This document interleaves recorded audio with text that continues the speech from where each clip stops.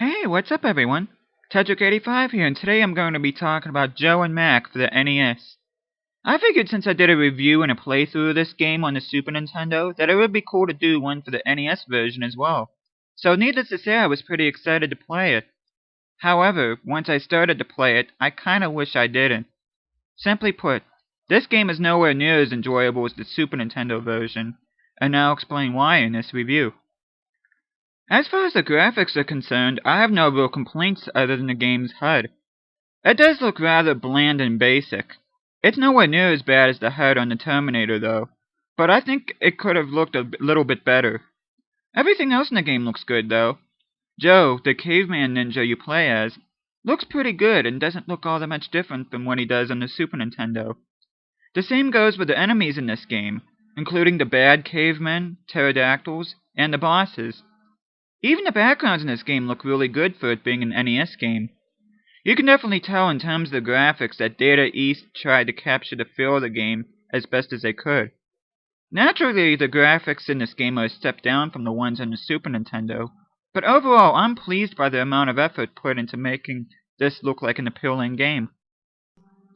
The game's controls, however, are a mixed bag. I know there are a few people out there that criticize the controls as being sluggish, but I personally don't feel that way. I think the main problem with the controls is the jumping, which I will talk about more in a minute. Whenever you move Joe or Mac with the D-pad, he doesn't slip and slide like some other games for the NES, which is one good thing I will say about the controls. B is to use your weapon and A is to jump. Just tapping A causes Joe to jump normally, whereas if you hold up while pressing A, he'll do a somersault in the air, as well as it increases the height of his jump. This can be really useful in some areas of the game, whether it's to reach higher ground or to evade enemies swarming at you. However, like I stated a minute ago, jumping can be a chore, especially if you want to do a somersault jump and it does a regular jump instead. This can be very problematic whenever you're fighting an end-level boss and you need the additional height to hit him.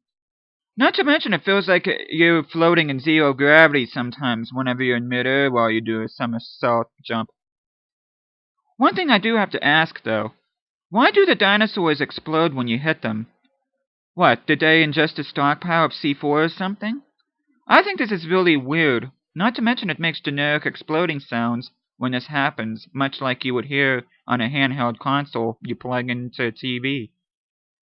Whereas the graphics and the controls are not too bad in this game, the gameplay is where the game really starts to fall apart. I'm not gonna sugarcoat this. This is one of those games that gets way too hard, way too quickly. Mind you, it's not nearly as bad as Battletoads, but it is enough where it sucks the fun out of this game. This game only consists of 5 levels, each level containing 2 parts. What makes this game difficult is the enemy spam as well as some of the enemy placement. Even the bosses and mini-bosses can be a challenge to defeat. The one saving grace of this is that the levels aren't very long at all. But with dealing with other enemies as well as tricky level design, you'll be glad the levels are short. You're probably asking what differences there are between this version and the Super Nintendo one in terms of gameplay. There are quite a few, actually. Perhaps the biggest one is that whatever weapon you are using at the time is the one you're stuck with. In other words, once you get a new weapon, you can't go back to using the old one. There is no weapon select when you push the select button. This can be really annoying, especially if you happen to find yourself collecting a less powerful weapon by accident, and it could also spell doom as you progress through the game. Another big difference is that there is no map screen, thus there are no save places nor are there bonus stages. To be fair, this could be because of limitations of the NES cartridge, but I think it would have been something to make the game more appealing. Every level in this game is a straightforward, linear platformer, and there are no vertical levels like in the Super Nintendo version. Although this game has a 2-player mode too, it's not a co-op mode like in Battletoads, which takes away the thrill of playing along with a friend.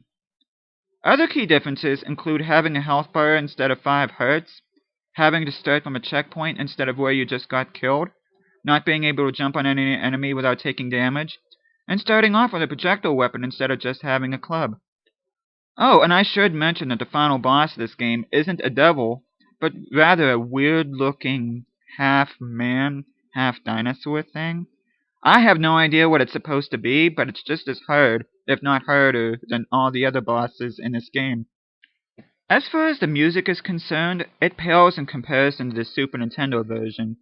But having said that, it isn't outright terrible either. There are two main tunes in this game, the stage music and the boss music.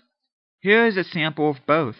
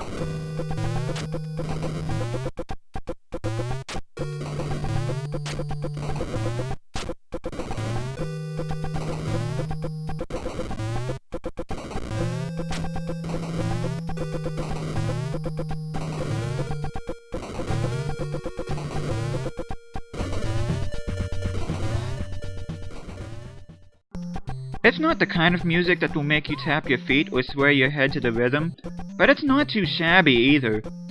In a way, this makes me sad because if it wasn't for the mediocre gameplay, this game has a bit going for it. But like everything else, if it isn't a fun game to play, then nothing can save it, no matter how good the music, graphics, and controls may be.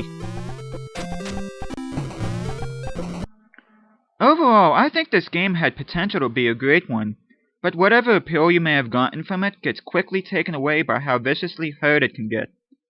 I'm glad I got a chance to play this, but it's definitely one that I don't see myself playing again anytime soon.